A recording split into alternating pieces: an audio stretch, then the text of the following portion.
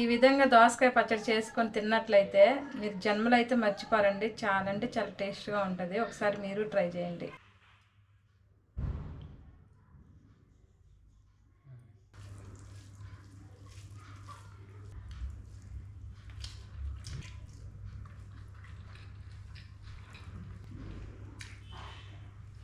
అసలు ఎంత కమ్మంగా ఉందండి ఈ దోసకాయ పచ్చడి. నిజంగా చాలా అంటే చాలా బాగుంది దోసకాయ పచ్చడి. ఈ దోసకాయ పచ్చడితో ఇలా తింటూ పక్కన ఆమ్లెట్ వేసుకొని తింటూ ఉంటే నిజంగా చాలా అంటే చాలా బాగుంది.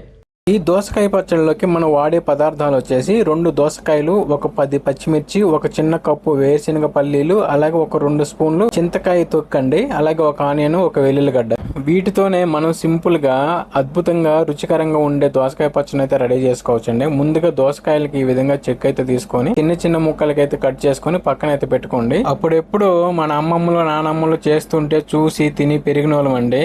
ఓల్డ్ ఈజ్ గోల్డ్ అంటారు కదా, అలాగే ఈ దోసకాయ పచ్చడి కూడా చాలా అంటే చాలా బాగుంటుందండి.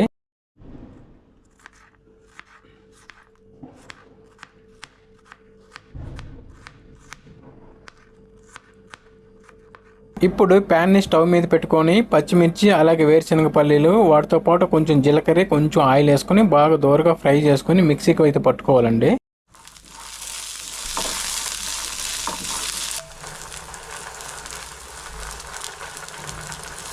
ఇలా ఫ్రై చేసుకున్న తర్వాత మిక్సీ జార్లలోకి తీసుకొని అలాగే వీటితో పాటు 4 వెల్లుల్లి రెమ్మలు, అలాగే రుచికి తగినంత సాల్ట్, అలాగే చింత తొక్కు కూడా ఇందులో వేసుకొని మిక్సీ అయితే పట్టుకోవాలండి.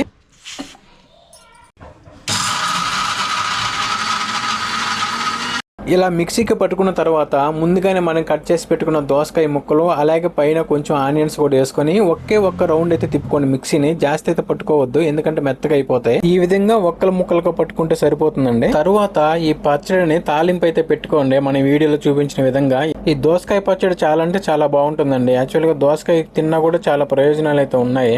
బహుశా ఇప్పుడున్న ఈ జనరేషన్ కి ఈ వంటల గురించి తెలియకపోవచ్చేమో గానీ 1990s లో పుట్టిన వాళ్ళకి ప్రతి ఒక్కరికి తెలిసే ఉంటుందండి. మన పెద్దలు ఇలాంటి వంటలు చేసుకుని తినడం వల్ల ఏమో గానీ మహానుభావులు 100 సంవత్సరాలు 120 సంవత్సరాలు బతికే వాళ్ళండి.